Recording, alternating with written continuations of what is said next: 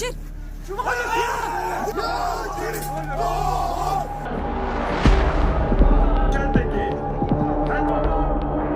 America की अगुवाई वाले सैन्य संगठन नाटो में सिर्फ 2 मुस्लिम देश हैं। इनमें से पहला देश तुर्की है जिसकी 99% आबादी मुस्लिम है और दूसरा अल्बानिया जिसकी आबादी 60% मुस्लिम है। दरअसल मिडिल ईस्ट से लेकर दुनिया के नक्शे में तुर्की को एक ताकतवर देश माना जाता है और वो अमेरिका के काफी करीब है, जिस वजह से वो नाटो का सदस्य है। लेकिन जब से इजरायल और हमास के बीच युद्ध शुरू हुआ तब से तुर्की के लोगों के भीतर इजरायल और अमेरिका के खिलाफ काफी कड़वाहट देखी गई है और अब ऐसा लगता है कि नाटो के भीतर ही अमेरिका विरोधी आंदोलन शुरू हो सकता है। वो इसलिए क्योंकि तुर्की इन दिनों सब कुछ ठीक नहीं चल रहा है। जी हाँ, दरअसल 2 सितंबर 2024 को तुर्की के इज़मीर से एक वीडियो सामने आया था जिसमें कुछ लोग 2 अमेरिकी नौसैनिकों को पकड़कर उनके साथ मारपीट करते हुए दिख रहे थे और ये अमेरिकी सैनिक मदद की गुहार लगा रहे थे। लेकिन आसपास खड़ी भीड़ तमाशा देख रही थी। तभी एक आदमी एक सैनिक के सिर पर एक सफेद टोपी नुमा बैग पहना देता है और इस दौरान ये भीड़ यांकी गो होम के नारे लगा रहे थे। Geçin.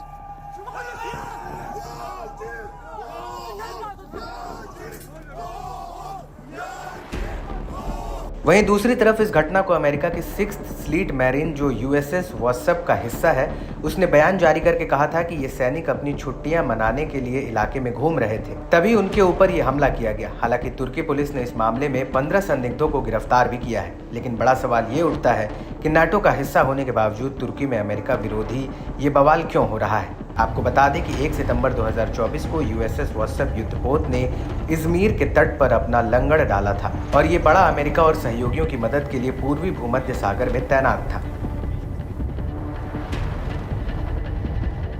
दरअसल तुर्की की वामपंथी पार्टी टर्किश कम्युनिस्ट पार्टी तुर्की के तट पर मौजूद यूएसएस वॉट्सएप का विरोध कर रही है।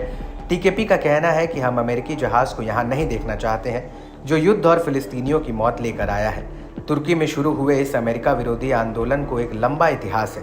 दरअसल यांकी गो बैक होम का नारा जो तुर्की में बुलंद हुआ है इसकी शुरुआत शीत युद्ध के वक्त पूर्व जर्मनी से हुई थी। 28 मई 1950 को पूर्वी जर्मनी के युवाओं ने बर्लिन में एक मार्च के दौरान यांकी गो बैक के नारे वाला एक बैनर उठाया था। इस बैनर में एक सोवियत अधिकारी को अमेरिका की मार्शल योजना को अस्वीकार करते हुए दिखाया गया था जो अमेरिका प्रभाव के व्यापक प्रतिरोध का प्रतीक था। और इसके बाद पूरी दुनिया में ये नारा अमेरिकी विरोध का चेहरा बन गया और अब तुर्की में इस नारे का उठना अमेरिकी सेना के इलाके में भौतिक रूप से मौजूदगी के लिए खतरा है, बल्कि इलाके में अमेरिकी प्रभाव और उसके विदेश नीति के लिए भी ये खतरे की घंटी है। हालांकि बीते वर्षों में अमेरिका और तुर्की के रिश्ते में खटास आई है। वो इसलिए क्योंकि हमास ने 7 अक्टूबर 2023 को गाजा पर हमला किया था। उस वक्त तुर्की के राष्ट्रपति तैयब एर्दोगन ने हमास की निंदा करने से इनकार कर दिया था, जबकि अमेरिका बार बार उससे ऐसा करने के लिए कह रहा था। और इसके बाद एर्दोगन ने अमेरिका पर गाजा में युद्ध अपराध और नरसंहार का भी आरोप लगाया था। वहीं दूसरी तरफ अमेरिका लगातार इजरायल को एक सेफ कवर दे रहा है।